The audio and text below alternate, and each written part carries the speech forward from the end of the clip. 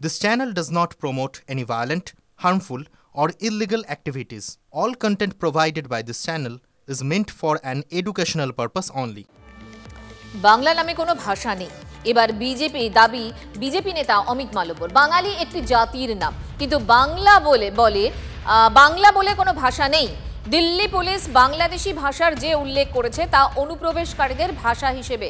পশ্চিমবঙ্গে বসবাসকারীদের ভাষা নিয়ে কিছু বলেনি দিল্লি পুলিশ সঠিক শব্দই ব্যবহার করেছে। ঠিক কি বলতে চেয়েছেন অমিত মালব্য এবং এই মুহূর্তে তার বক্তব্যের ঠিক ব্যাখ্যাটা কি জানার চেষ্টা করব। প্রদীপ্ত আমাদের সঙ্গে রয়েছেন, আমাদের প্রতিনিধি প্রদীপ্ত।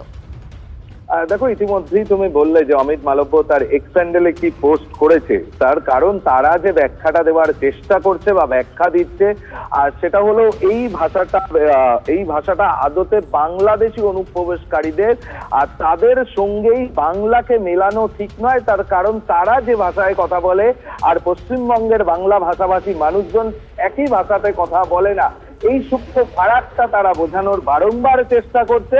খুব স্বাভাবিকভাবেই তৃণমূল কংগ্রেস এটাকে এই মুহূর্তে তাদের অস্ত্র করছে। তার কারণ মমতা বন্দ্যোপাধ্যায় তিনি বাঙালি অস্মিতার কথা বলছেন, বাংলা ভাষা নিয়ে তিনি নিজে রাস্তায় নামছেন, দলের বিভিন্ন নেতৃত্ব তারা রাস্তায় নামছেন, এবং তারা খুব স্বাভাবিকভাবেই অমিত মালব্যর এই মন্তব্যকে অস্ত্র করলেও বিজেপির তরফ থেকে যে কথা বলা হচ্ছে যে অনুপ্রবেশকারীদের ভাষা একরকম, কারণ বাংলাদেশিরা যে ভাষায় কথা বলে সেটা পশ্চিমবঙ্গের বাঙালি যারা আছেন, পশ্চিমবঙ্গের বাংলা ভাষাভাষী যে মানুষজন রয়েছেন তারা সেই ভাষায় কথা বলে না। তার পাশাপাশি বিজেপি এই দাবিও করছেন যে মমতা বন্দ্যোপাধ্যায় যে কুমিরের কান্না কাঁদছেন, কিন্তু নরেন্দ্র মোদী যে বাংলার ধ্রুপদী ভাষা, বাংলা যে ধ্রুপদী ভাষা তার স্বীকৃতি নরেন্দ্র মোদীই দিয়েছেন। অর্থাৎ মমতা বন্দ্যোপাধ্যায় শুধুমাত্র রাজনীতি করার জন্য এটাকে ব্যবহার করার চেষ্টা করছেন, এবং তাকে বুঝতে হবে যে বাঙালিদের যে ভাষা, অর্থাৎ ভারতীয় বাঙালিদের যে ভাষা, তার সঙ্গে বাংলাদেশি যে মানুষজন রয়েছেন তাদের ভাষার যে ফারাক রয়েছে সেটাকে তিনি গুলিয়ে দেওয়ার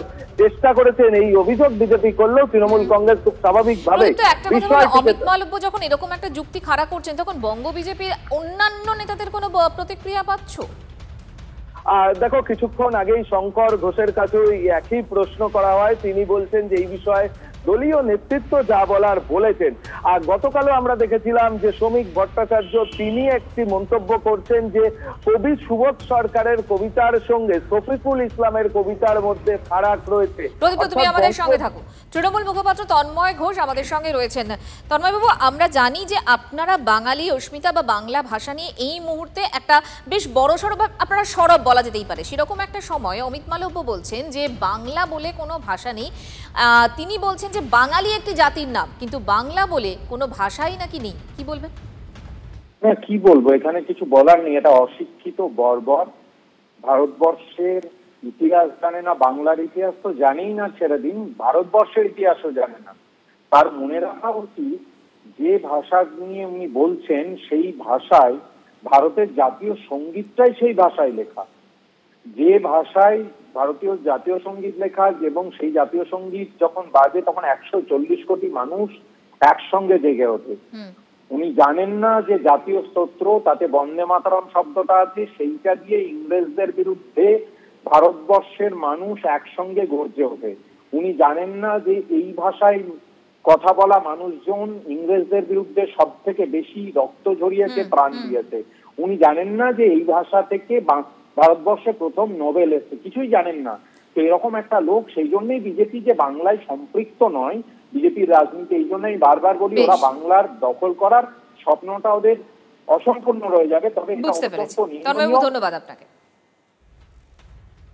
একদম ঠিক ভাষা বলেছে। আপনি বাংলাদেশের একটা বই নিয়ে এসে পড়ুন, আর পশ্চিমবঙ্গের একটা বই, যে কোনো টেক্সট বই নিয়ে এসে পড়ুন, দুটোর মধ্যে পড়লেই বুঝতে পারবেন কোনটা সুবোধ সরকার লিখেছে আর কোনটা বাংলাদেশের কোনো শফিকুল ইসলাম লিখেছে। ওই ভাষাটা পড়লেই বোঝা যায়।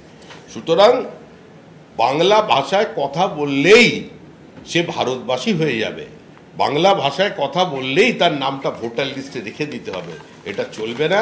পরিকল্পিতভাবে বিভিন্ন জায়গায় ফেক আধার কার্ড নিয়ে এখন ওরা বঙ্গভবনের মধ্যে ঢুকে পড়েছে। আমার দল, আমার রাজ্যের সভাপতি ইতিমধ্যেই এই নিয়ে বিবৃতি দিয়েছেন। আপনি বিবৃতিটা দেখে নেবেন, এবং তাহলে আপনার মনের মধ্যে যে ভ্রান্ত ধারণা তৈরি হচ্ছে সেটা কেটে যাবে।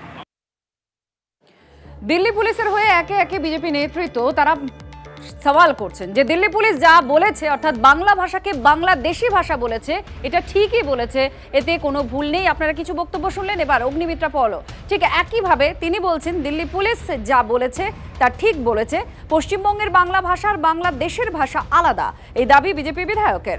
বাংলাদেশের ভাষা বুঝতে পারেন না বলেও দাবি অগ্নিমিত্রার। পাল্টা বাংলা বিদ্বেষীদের মুখোশ খোলার হুঁশিয়ারি দিয়েছেন মন্ত্রী অরূপ বিশ্বাস।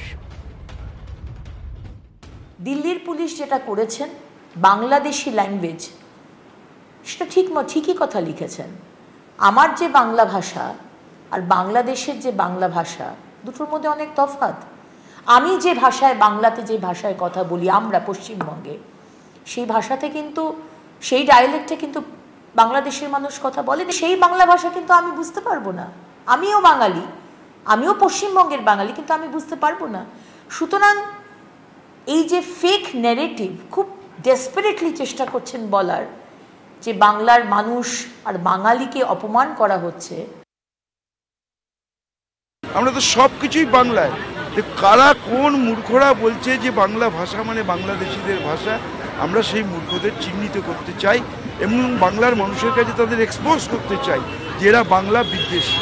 ভাষা সন্ত্রাস চালু হয়েছে বাংলা এবং বাংলা ভাষাকে শেষ করার একটা চক্রান্ত কেন্দ্রীয় সরকার এবং বিজেপি করছে। আমরা তো একটা কথা বলি, সমস্ত বাংলার মানুষ যদি আমরা এক হয়ে রাস্তায় নামি, পালিয়ে কুল পাবে না। সত্যি একটা এই SIR নিয়ে, NRC নিয়ে এমন একটা আতঙ্ক সৃষ্টি হয়েছে যে কত মানুষ ভয়ে ভীতিতে আজকে আত্মহত্যা করতে বাধ্য হচ্ছে।